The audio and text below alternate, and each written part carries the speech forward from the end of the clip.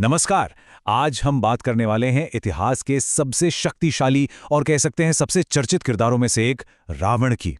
लेकिन रुकिए, ये कहानी उसकी हार या उसके अंत की नहीं है। ये कहानी है उसके उन 9 अधूरे सपनों की जो अगर वो पूरे कर लेता तो शायद आज हमारी दुनिया का नक्शा ही कुछ और होता। देखिए, जैसे ही हम रावण का नाम सुनते हैं, मन में क्या आता है? एक विलन, एक खलनायक की तस्वीर। पर क्या उसकी कहानी बस इतनी सी है? आज हम उस खलनायक के मुखौटे के पीछे झांकने की कोशिश करेंगे और जानेंगे उसके जबरदस्त ज्ञान, उसकी बेहिसाब शक्ति और उसकी उस कल्पना के बारे में जो हदों के पार थी। रावण सिर्फ एक योद्धा नहीं था, वो एक महाज्ञानी, एक प्रकांड विद्वान था। उसकी ताकत का अंदाजा आप इसी बात से लगा सकते हैं कि उसने सौरमंडल के 9 ग्रहों को बंदी बनाकर रख दिया था। मतलब वो प्रकृति के नियमों को भी अपनी मर्जी से मोड़ने की हिम्मत और ताकत रखता था। रावण की जो सोच थी ना, वो सिर्फ राज करने तक ही नहीं थी। अरे नहीं, वो तो पूरी की पूरी सृष्टि को, इस दुनिया को ही अपने हिसाब से बदलना चाहता था। और उसके जो प्लान्स थे वो वाकई में बड़े भव्य और सच कहूं तो चौंकाने वाले थे। तो इसी बड़ी सी योजना में उसके 9 बड़े सपने थे। चलिए सबसे पहले बात करते हैं प्रकृति को बदलने वाले सपनों की। उसका एक सपना था स्वर्ग के लिए एक सीढ़ी बनाना। जी हां, एक सीढ़ी, ताकि कोई भी कभी भी वहां आसानी से पहुंच सके। वो चाहता था कि समुद्र का सारा खारा पानी मीठा हो जाए। सोचिए, पानी की समस्या हमेशा के लिए खत्म। वो सोने में खुशबू डालना चाहता था और आग से धुएं को हमेशा हमेशा के लिए गायब कर देना चाहता था। मतलब उसकी सोच की कोई सीमा ही नहीं थी, है ना? और उसकी ये योजनाएं सिर्फ प्रकृति तक ही नहीं रुकी, वो तो हम इंसानों को भी बदलना चाहता था। वो शराब को बिना गंध का बनाना चाहता था। रंग भेद को मिटाने के लिए सभी इंसानों की त्वचा एक जैसी करना चाहता था।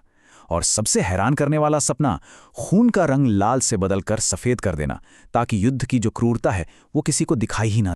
लेकिन इन सभी सपनों के बीच एक सपना था जो उसके दिल के सबसे करीब था।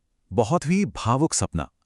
युद्ध में अपने बेटों को खोने के बाद वो सृष्टि का ये नियम ही बदल देना चाहता था।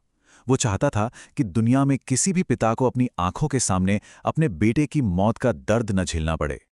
और फिर आता है उसका आखिरी और सबसे बड़ा सपना, जो उसके अहंकार की बुलंदी को दिखाता है। वो चाहता था कि इस दुनिया में देवताओं की पूजा ही बंद हो जाए और हर कोई सिर्फ और सिर्फ उसे, यानी रावण को ही अपना एकमात्र ईश्वर मानकर पूजे। तो अब सवाल ये उठता है कि भाई, इतनी शक्ति, इतनी जबरदस्त कल्पना, इन सब के बावजूद रावण के ये सपने अधूरे क्यों रह गए? इसका जवाब किसी बाहरी दुश्मन में नहीं है, बल्कि खुद रावण की एक छोटी सी आदत में छिपा हुआ था। पता है उसकी असफलता का कारण क्या था? कोई बड़ी लड़ाई या कोई श्राप नहीं, बल्कि एक बहुत ही आम सी मानवीय कमजोरी, टाल-मटोल। जी हां, हर काम को यह कहकर टाल देना कि अरे कल करूंगा। और यही रावण की कहानी का सबसे बड़ा विरोधाभास है। देखिए, एक तरफ उसके पास ज्ञान का भंडार था, असीमित शक्ति थी, और दूसरी तरफ उसका अहंकार और हर काम को कल पर टालने की ये बुरी आदत। और आखिर में उसकी यही छोटी सी कमजोरी उसकी सारी की सारी ताकत पर भारी पड़ गई। तो जो सबसे जरूरी बात है वो ये है कि उसके पास अपने हर सपने को सच करने की पूरी ताकत थी, पूरी क्षमता थी। लेकिन हर बार वो बस यही सोचता, अरे ये तो मैं कल भी कर सकता हूं। और अफसोस, वो कल कभी आया ही नहीं, क्योंकि उस कल के आने से पहले ही श्री राम के साथ युद्ध छिड़ गया और रावण का अंत हो गया। देखिए, रावण की ये कहानी सिर्फ एक पौराणिक कथा नहीं है, ये उससे कहीं ज्यादा है।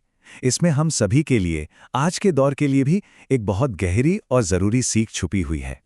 ये प्रसिद्ध दोहा रावण की पूरी कहानी का सार बता देता है। काल करे सो आज कर, आज करे सो अब। क्योंकि कल किसने देखा है? कल तो अनिश्चित है, और टालम टोल की आदत हमारे अवसर और हमारे सपने दोनों को ही खत्म कर देती है। तो आखिर में ये कहानी हमें एक सवाल के साथ छोड़ जाती है। हमारी अपनी ये काम कल करूंगा वाली लिस्ट में क्या क्या है? रावण की कहानी एक बहुत बड़ी याद दिलाती है कि जीवन का सबसे बड़ा खतरा फेल होना नहीं है, बल्कि किसी अच्छे काम को कभी शुरू ही न करना है।